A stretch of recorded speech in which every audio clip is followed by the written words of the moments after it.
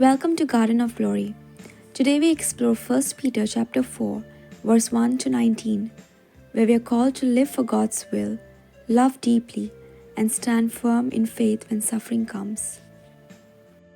पेद्रूचे पयलें पत्र 4 ओळी 1 ते 19. नव्या जिविताची चाल. क्रिस्तान आपल्या मनशा सोयबान कसले कोश्ट दोग भोगले हाचो उगडास दवरात आनी अशें करून घोटाय घेयात. कित्याक जी कोण आपल्या मनशा सोयमान कोश्ट दोग सोंसतात ती पातकांचे पदवेंतली सुट्टात. ती कुडीच्या ओंदवण्या प्रमाणे आनीक चलोनात, पूण आतां थावन देवाची खुशी करून आपणाक ह्या संवसारांत उरल्यात ते दीस ती काडटात.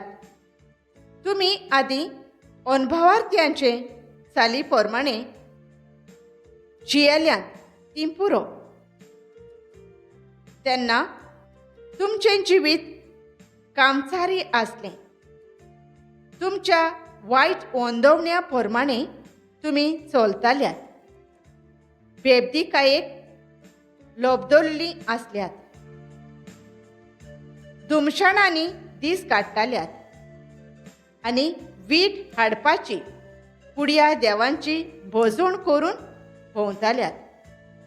देखून आपणा बराबर कित्याक तुमी निसंतोणाक पावयता त्या लोटाक ओडून वचोनात तें तांकां समजना आनी त्या पासत तुमचेर जास्त्यो मारूंक लागतात.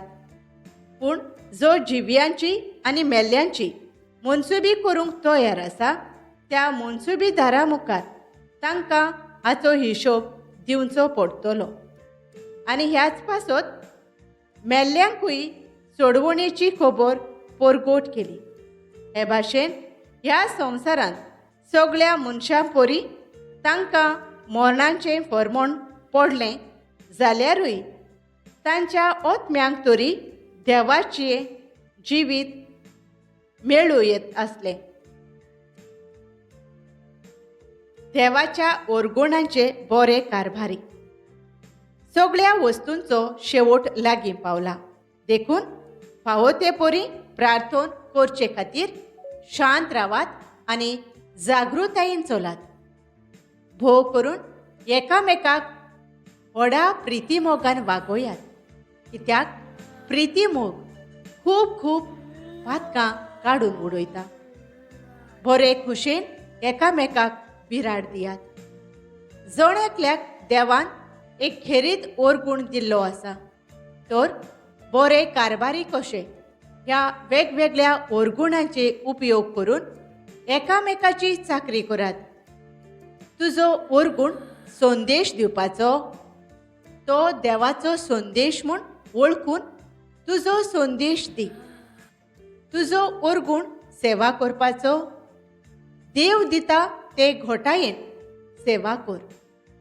हे भाशेन सगळ्या वस्तूंनी जेजू क्रिस्ता वरवीं देवाक वाखाणी मेळटली. ताकाच मोहिमा आनी पदवी सासणाच्या सासणाक. आमेन. कोश्टा दोगदांनी सुभागी तुमी. भोव प्रितीच्या भावां भयणींनो, तुमकां उज्यांत उडयलोले परी तुमची कडक तपासणी जाता म्हूण अजाप जावं नाकात. हातूंत कांय विचित्र ना, पूण जितलो तुमकां क्रिस्ताच्या कोश्टांनी वांटो मेळटा तितली तुमी संतोश बरी जायात. अशें जेन्ना तो मोहिमेन दिश्टी पडटलो तेन्ना तुमी संतोशांत मुरगोडटल्यात. क्रिस्ताच्या नांवा खातीर तुमकां बेमान भोगचो पडलो जाल्यार तुमी सुभागी. कित्याक मोहिमेचो आत्मो, देवाचो आत्मो तुमचे सवें ठिकाण करून आसा. प्राणघातकी ओ चोर ओ घुसोटणो ओ दुसरें कसलेंय खोटेपण करपी म्हणून तुमचे मद्या कोणाकूच खास पडची न्हय. पूण क्रिस्ताची म्हणून कोणाक खास भोगची पडली जाल्यार तांकां कसलीच लॉज ना. कित्याक मनसुबीचो वेळ पावलो आनी देवाच्या घोराब्यांतावन ती सुरू जातली. आनी आमचे थावन सुरू जाता जाल्यार देवाचें शुभ वर्तमान मानून घेनात तांकां कितें घडचें ना. पवित्र पुस्तक अशें सांगता, प्रमाणीक मनशांक पर्यंत सोडवण मेळूंक अवघड जाल्यार अधर्मी आनी पातकी मनशाचें कितें म्हूण जावचें ना. म्हणटच जीं कोण देवाचे खुशे प्रमाणें सोंसतात तांणी बरें तें करीत रावचें आनी आपलो जीव आपल्या रोसणाऱ्याच्या हातांत सोडचो. कित्याक तो आपल्यो भासावण्यो विस्वाशीपणान पाळटलोच. Peter prepares us as well for hardship.